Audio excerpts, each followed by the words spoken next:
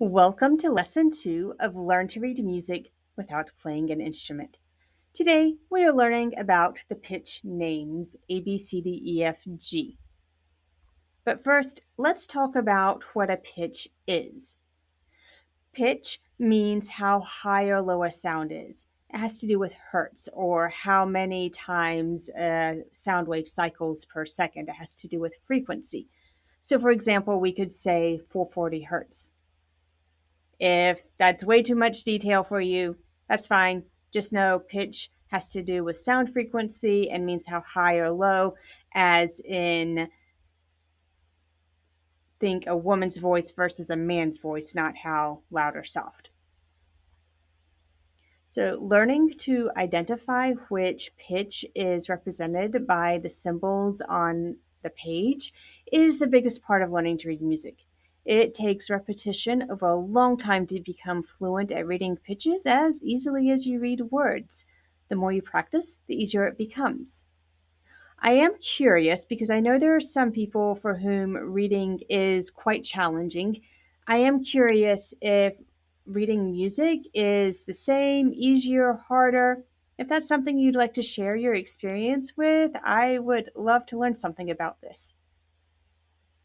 Regardless, for these lessons, we'll get into more detail in later lessons on pitches and how to read them and their symbols and all of that.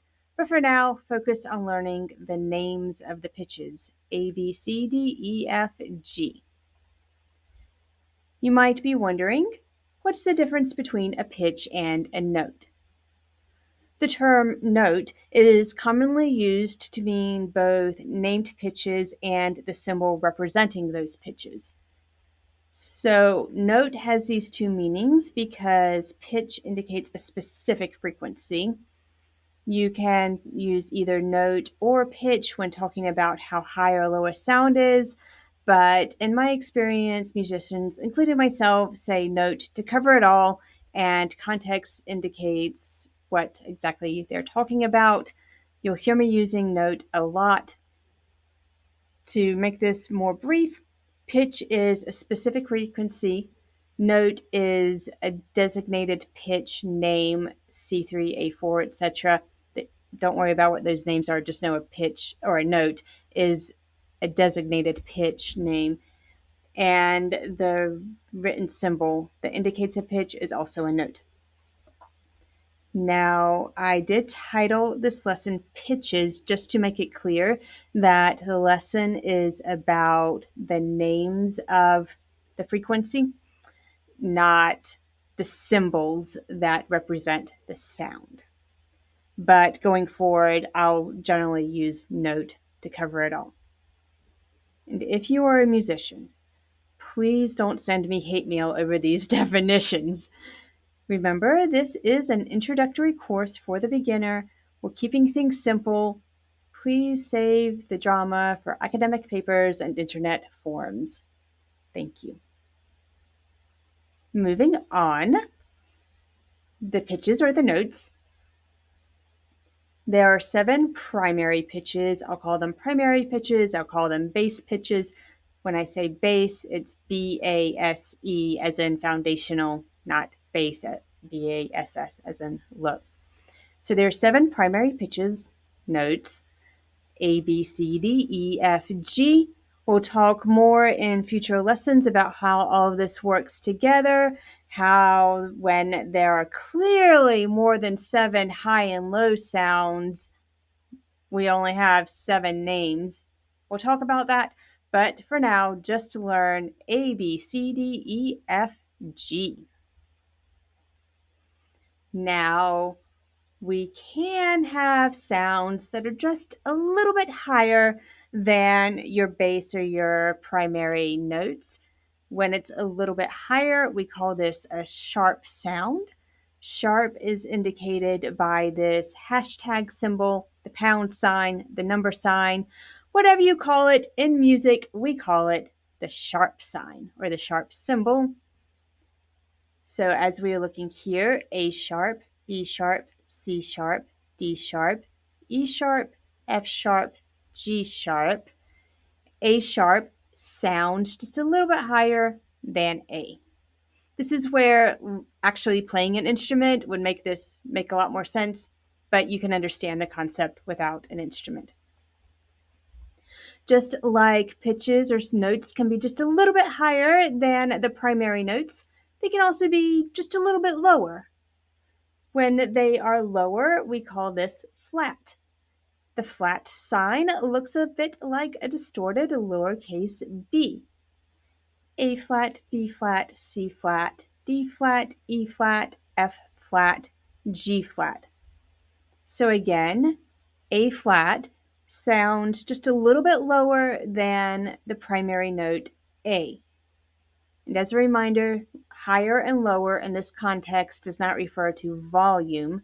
It refers to like a squeaky little mouse versus a deep bulldog bark. Higher and lower in that sense.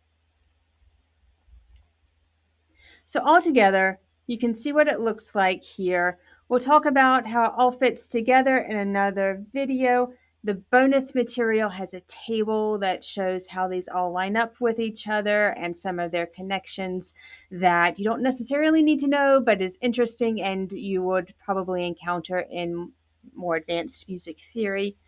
But for now, just remember A, B, C, D, E, F, G, and that they can be sharp or flat. Let's practice. What bass or primary note comes after D? I hope you thought A, B, C, D, E. Or maybe you have already gotten A, B, C, D, E so much in your brain that you just said D, E. As you practice, it will come that quickly. If not, just keep practicing. A, B, C, D, E, F, G. And then you start again. A, B, C, D, E, F, G. Around and around you go. Let's try another one. Which note name is a little lower than A? Sharps are just a little bit higher than the bass or the primary note. What's just a little bit lower? That's right, A flat, the squishy B symbol, not B. Squishy lowercase b symbol, A flat. All right, this next one is a little bit harder. If you don't get it, don't worry. This is really just a little extra, but not absolutely necessary to understand at this point. Which of these is not a pitch name?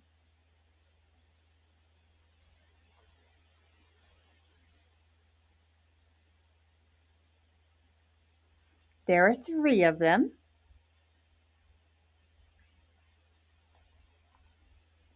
And here we are. On the middle line, the bass or primary notes, A, B, C, D, E, F, G. H is not a note in music. A, B, C, D, E, F, G, A, B, C, D, E, F, G. On the top line, D flat sharp. In music, we don't put together the flat and the sharp on the same note. In 30-some years of studying and practicing and playing music, I've never encountered this. I don't remember ever studying it. If it happens, it's such a rarity, you don't need to worry about it. I've never seen such a thing. The same thing on line 3, we don't do a flat sharp on the same note. That just doesn't happen. It's always flat or sharp. So, I hope this has been interesting for you.